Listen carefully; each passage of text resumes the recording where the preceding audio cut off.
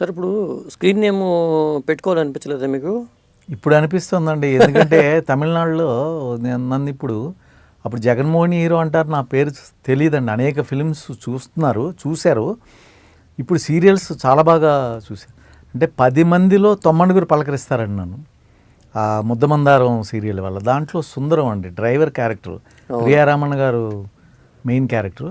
మన తెలుగులో 500 ఎపిసోడ్ల దగ్గర క్యారెక్టర్ చనిపోతుందండి. తమిళ్ కాదని చెప్పి జీ తమిళ్ నన్ను 1200లో కూడా అలాగే రన్నింగ్లో ఉందండి క్యారెక్టర్. అయితే ఏంటంటే సుందరం అంకుల్ శంబర్తి అండి. ముద్దమందారం అంటే శంబర్తి. అవును, శంబర్తి సుందరం అంటారు కానీ నరసింహరాజు అని ఎవరు అనలేకపోతున్నారు.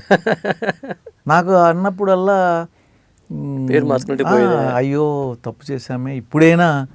ఇప్పుడు శివాజీ గణేషన్ గారు శివాజీ సినిమాలో చేసి జెమినీ గణేషన్ గారు జెమినీలో పనిచేసి అలా వస్తుంది, అలా అయింది కదా, ఈజీగా ఉండేది. ఇప్పుడు సుందరం అందరూ సుందరం అంకుల్ చిన్నోళ్ళ దగ్గర నుంచి పెద్దోళ్ళ వరకు కూడా సుందరం అంకుల్. లేకపోతే పార్వతి అప్ప అంటారండి. పార్వతి హీరోయిన్ పేరు, ఫాదర్ క్యారెక్టర్. పార్వతి అప్ప అంటారు, సుందరం అంకుల్ అంటారు తప్ప కొంతమంది ఏజ్డ్ వాళ్ళేమో జగన్మోహిని హీరో సార్ అండి. అదే నరసింహరాజు గారు అనరండి. అవును, అప్పుడు ఇప్పుడు ఏం చేస్తారు ఆలోచన మీకు వచ్చి ఉండదు. ఎవరు చెప్పలేదు, ఎవరు సలహా చెప్పలేదు. అదే అందరితో ఎవరితోని పెద్దగా కలిసి ఉండేవాడిని కాదు. పైగా కొన్ని సామాజిక వర్గాల డామినేషన్లో సినిమా రంగం ఉంటుందని అంటూ ఉంటారు.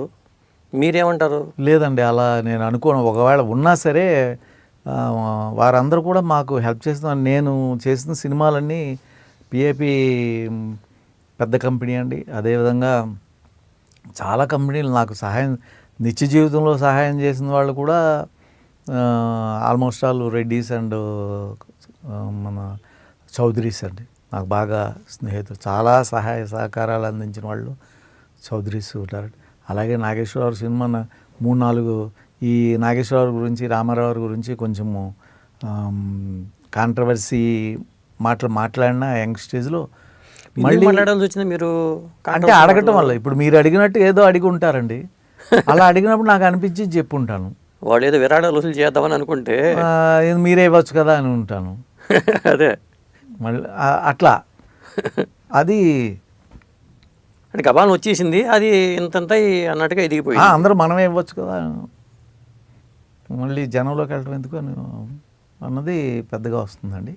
కాకపోతే నాగేశ్వరరావు వారు పట్టింపు చేసుకోలేదు. ఎందుకంటే నేను తర్వాత వారితో సంగీత సామ్రాట్ అండి, అమరజీవి అండి, ఇటువంటి సినిమాలు నేను చేశాను అంటే ఒప్పుకునేవారు కాదు కదా.